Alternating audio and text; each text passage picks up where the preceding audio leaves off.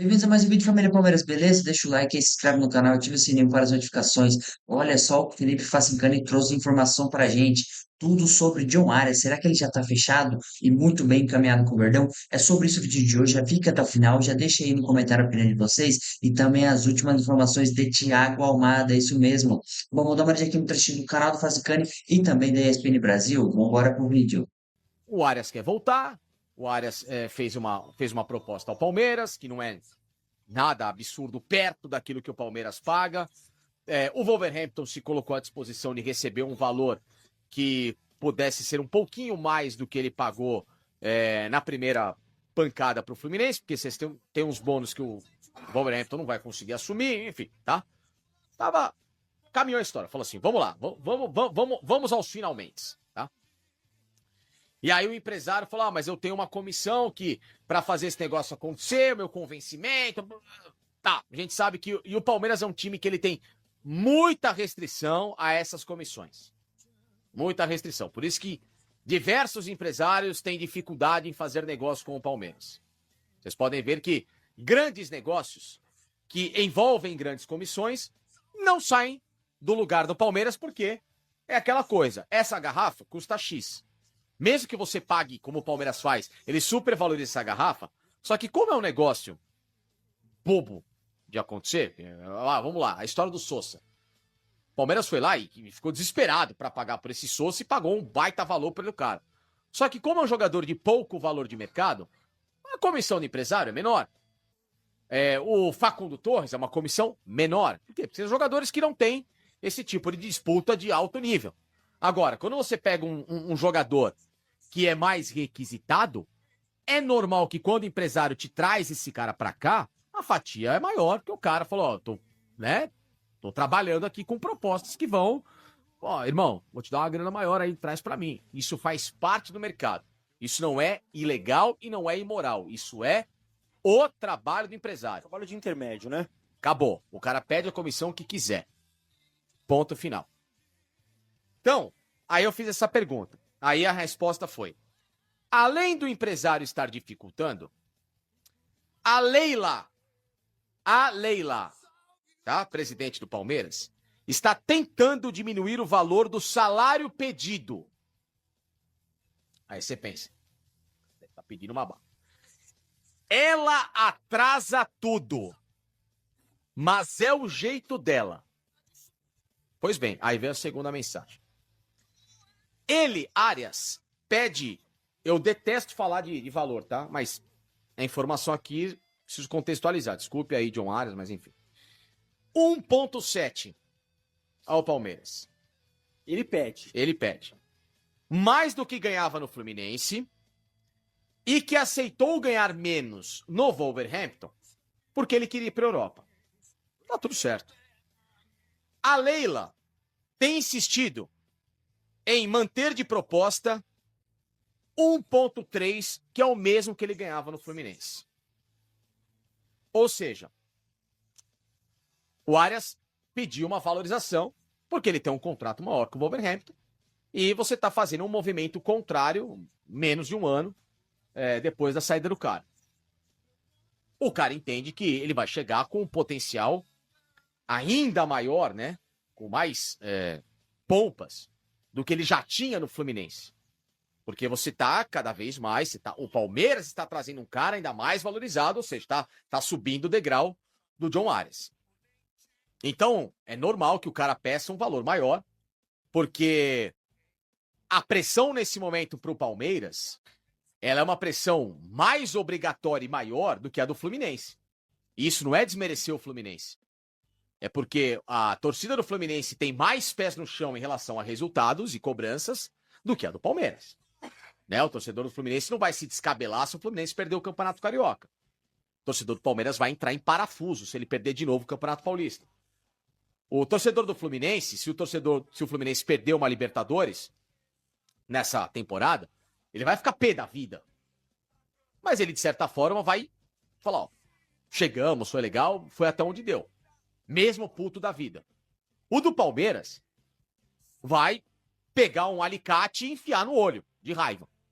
Entendeu?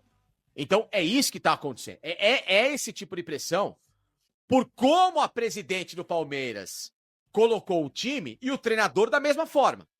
Então o John Arias está entrando em um campo mais minado que o do Fluminense. O que me chama a atenção é, o John Arias pediu um salário alto, porém menor do que no Palmeiras alguns jogadores hoje recebem.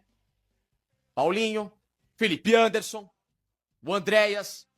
Quer dizer, por causa de vaidade de uma economia hoje besta, dentro daquilo que o futebol infelizmente exige, Felipe. Jogador do nível do John Arias não vai receber menos do que um valor que, para nossa realidade, é estratosférico, mas para a realidade do futebol, Vicky e Felipe, ela é uma valorização absolutamente hoje comum dentro do padrão desse tipo de atleta. Não é um preciosismo e um ego da presidente do Palmeiras, uma mentalidade que por causa desse tipo de história, ela tem travado aquilo que pode ser um investimento que lá na frente se daria muito maior em termos de retorno? O futebol brasileiro ele é inflacionado já, né? Ele é inflacionadíssimo, né? E quando se fala de Palmeiras e Flamengo numa mesa de negociação, pra gringo é mais caro. Essa é a verdade. Estão tratando dessa forma. Então, não tinha a informação da Leila, você trouxe com grande importância, porque assim, se ela deixa um pouquinho o orgulho de lado e fala assim, ó, nem pra mim nem pra você, 1,5 milha é 200 pila a mais do que você ganhava no Fluminense, é 200 mil a menos do que você tá pedindo, 1,5 milha é o que eu pago. Eu duvido que ele não venha. Duvido muito. E aí você encerraria esse grande problema que tá enchendo a paciência do torcedor do Palmeiras. O John Arias é um jogador de 29 anos? Mas pô, só deu certo no Fluminense, só deu certo com o Diniz, o cara é um campeão de Libertadores. Pô, mas é como deu certo. Entende? Né? Exatamente, é como deu certo, né? Foi pra Inglaterra, é o preço que se paga por jogar em clube pequeno. O Palmeiras é uma equipe gigantesca, estupidamente maior do que o Wolverhampton. Ele vai ser cobrado pra jogar, vai chegar pra jogar, vai ter minutagem, é totalmente adaptado ao futebol brasileiro.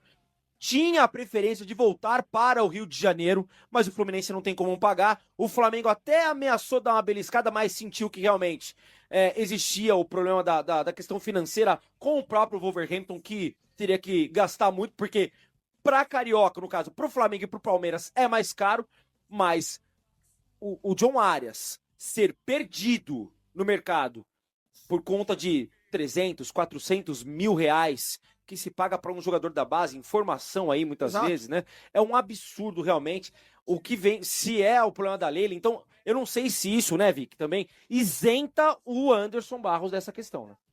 Se isenta ele mas é o poder da de pressão barganha que ele vem sofrendo. Porque a informação ela não ouve ninguém.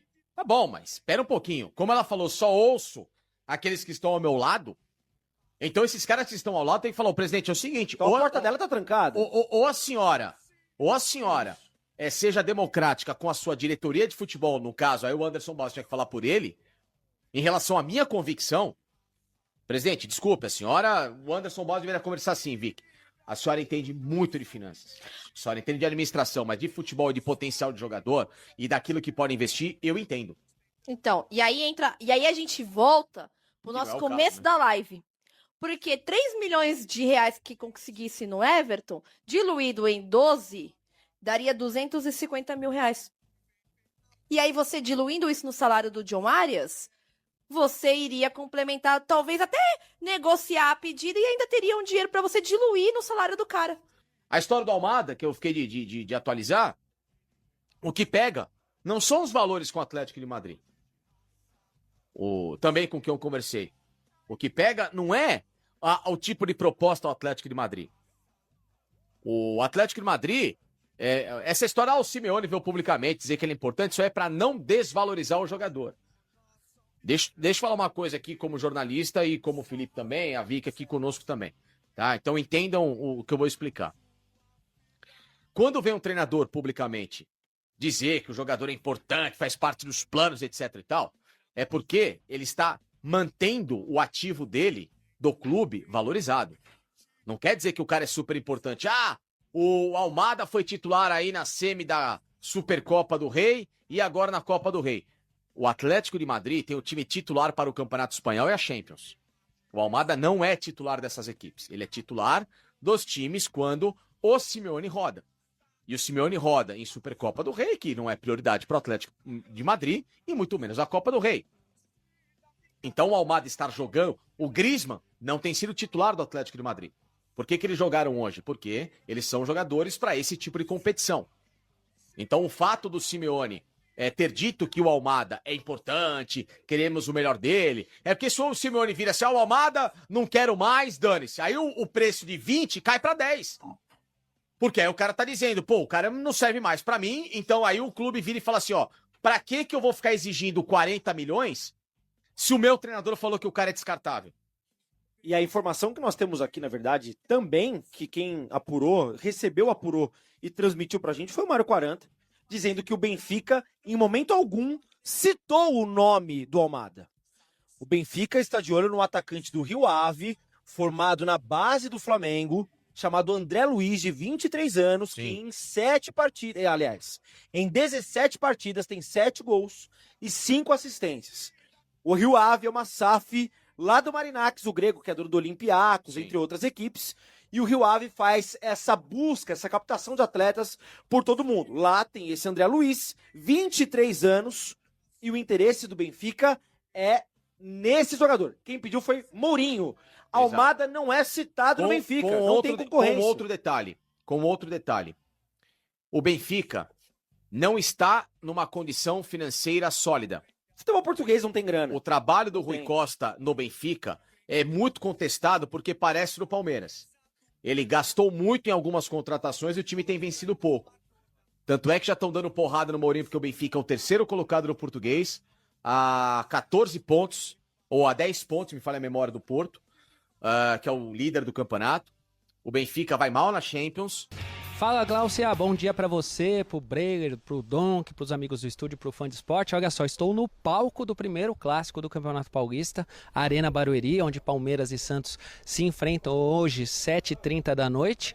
E olha, o torcedor do Palmeiras vai ter um time bem diferente para acompanhar hoje, bem diferente do que viu na primeira rodada, na vitória contra a Portuguesa. A ideia do Abel Ferreira e da comissão técnica é tentar colocar mais titulares em campo, então provavelmente a gente vai ver um Palmeiras muito próximo do ideal do que o Abel Ferreira pode ter de força máxima nesse momento, nesse começo de temporada, né?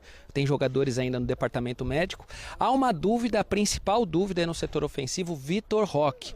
O Vitor Roque, o que aconteceu com ele na pré-temporada, num jogo treino contra o Desportivo Brasil, ele acabou sofrendo um entorse no tornozelo, ficou fora dos treinos antes da estreia no Paulistão, mas voltou a treinar, tem participado das atividades nesses dias que antecederam o confronto contra o Santos, mas é dúvida, pode até ser preservado, né, para evitar um probleminha maior. A gente não tem a confirmação se ele vai ser inclusive relacionado para o confronto. É diferente do caso do Flaco Lopes, que vem treinando, se recuperou de uma gripe que tirou ele da primeira rodada. O Flaco Lopes dificilmente não vai estar nos titulares do Palmeiras, a gente deve ver ele como titular, mas o Palmeiras tem lá seus desfalques, né? 2 são novos, os casos do lateral esquerdo Jefté e do atacante Facundo Torres, ambos com lesão, e tem os nomes já conhecidos pelo torcedor palmeirense, né, que já vinham fora ali na reta final do Brasileirão. Tô falando do Felipe Anderson, do Paulinho, do Lucas Evangelista, do Figueiredo, esses realmente estão fora, o Abel não conta com eles para essa rodada, para esse clássico. Do lado do Santos, que diferentemente do Palmeiras, usou sim o que tinha de melhor na estreia do Campeonato Paulista contra o Novo Horizontino, deve repetir, também vir com força máxima. Ainda não tem o Neymar, é importante a gente sempre lembrar o torcedor disso. O Neymar se recupera de uma cirurgia no joelho esquerdo, deve estar à disposição ali para o finalzinho de janeiro, começo de fevereiro, se tudo correr bem, mas o Santos ganhou 2 nomes para reforçar o time. O Zé Rafael, recuperado de uma conjuntivite, e o Barreal. O Barreal já estava no elenco, mas como mudou o contrato dele, o Santos aguardava a publicação no BID, e isso ocorreu ontem, no finalzinho do dia, quase ali nos acréscimos, então o Santos deve contar com o Barreal. A tendência é Zé Rafael no banco e o Barreal entre os titulares. Estão fora do jogo, esses já estão confirmados. O volante Gabriel Bom Tempo e o atacante Tiquinho Soares, ambos lesionados, né? O Santos tem uma boa lembrança aqui da Arena Barueri, viu, Glaucia? Porque a única vez que o Santos derrotou o Palmeiras como visitante na era Abel Ferreira foi aqui nesse estádio. A gente lembra, o Abel Ferreira foi contratado pelo Palmeiras em novembro de 2020 e o Santos teve essa vitória aqui na Arena Barueri, uma vitória por 2-1 no segundo turno do Brasileirão de 2023. E antes de devolver para vocês no estúdio, só arrematando a questão do Everton, o Palmeiras já liberou o Everton para conversar com o Grêmio.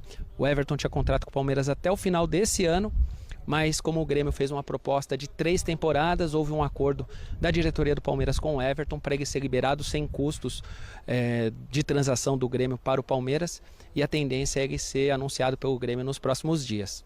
Boa, Rafa. A gente fala mais tarde aqui no Sport Center, trazendo mais informações desse clássico hoje de Campeonato Paulista. 14 de janeiro, gente. A gente já tem um clássico. Um Palmeiras que a gente já deve ver com um pouquinho mais de cara do principal time para essa temporada, né? Contra a Portuguesa na estreia desse Paulistão. O Abel levou a campo um time mais alternativo, com muitos meninos. E do lado do Santos, o Vojvoda dando, de fato, o seu time ali, a principal cara mesmo, né? Levou também a campo que tinha de melhor, à sua disposição contra o Novo Horizontino. Falou até que gostou de um time, porque enfrentou o Novo Horizontino, que também é um adversário muito bem ajustado, mas é óbvio que um enfrentamento desse tamanho agora é diferente, Breila. Glaucia, e sob o ponto de vista do torcedor e até do nosso aqui da imprensa, é legal ter um clássico já em 14 de janeiro. Ano passado ou em outros anos, a essa altura, no máximo, a gente teria um clássico na Copinha, e agora a gente observa, né, no estadual, Palmeiras e Santos duelando, mas sob o ponto de vista dos atletas, sobretudo das comissões técnicas, é um inconveniente.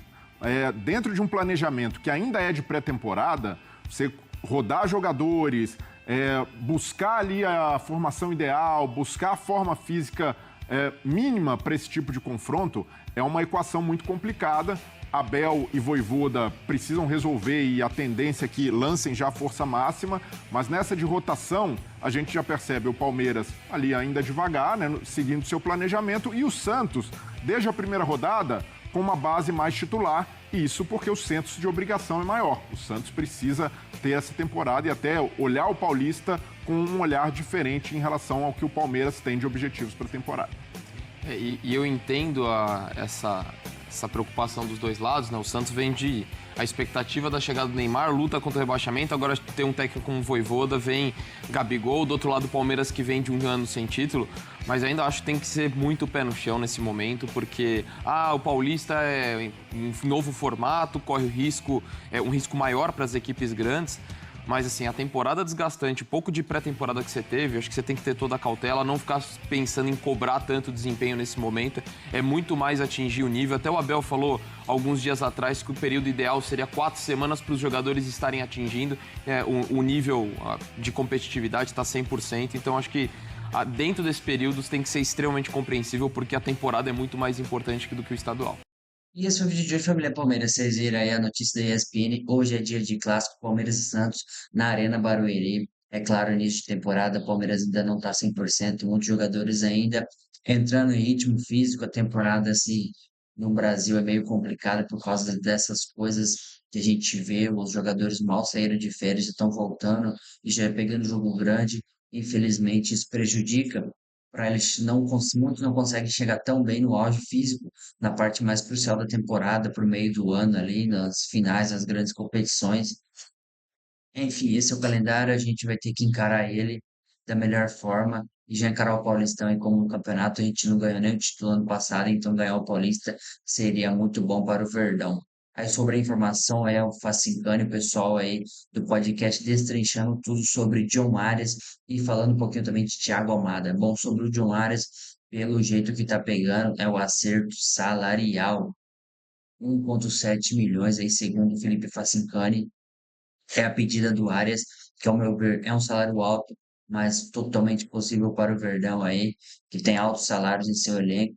Para um jogador desse nível, seria muito bom. Aparentemente, ele quer voltar para o Brasil, então é só acertar esse detalhe para concretizar a sua volta, uma excelente contratação do Verdão. A gente não pode deixar passar por uma diferença mínima aí, que seja 200, 300 mil mensais para o Verdão. Isso não vai ter grande impacto negativo. E se vier o John Arias, tudo indica que muito provavelmente não virá o Almada, será um ou outro. E a questão do Almada, segundo o Facincani, o pessoal aí falou bastante que no Benfica não teve nada, o nome do Almada não foi citado, então a notícia que a gente ouviu aí muitas vezes não é verdadeira, né? E o Fassicani explicou aí a questão do Simeone, que falou que o Almada é importantíssimo para o Atlético, e o Fassicani falou que isso para valorizar o atleta, né? Para ele não perder, é valor de mercado, isso valoriza e faz os clubes interessados pagarem mais, enfim, e o Atlético subir os valores. Bom, o que tudo indica, o Almada está prestes a ser negociado pelo Atlético, é só chegar, pagar o que eles querem, que seja por empréstimo 50% e o Palmeiras levar. Mas vamos aguardar se vai ser um ou outro. E já pensou se é os dois? Deixe aí no comentário a opinião de vocês. Beleza? Deixa eu ver se foi o vídeo de hoje. Deixa o like aí e até a próxima.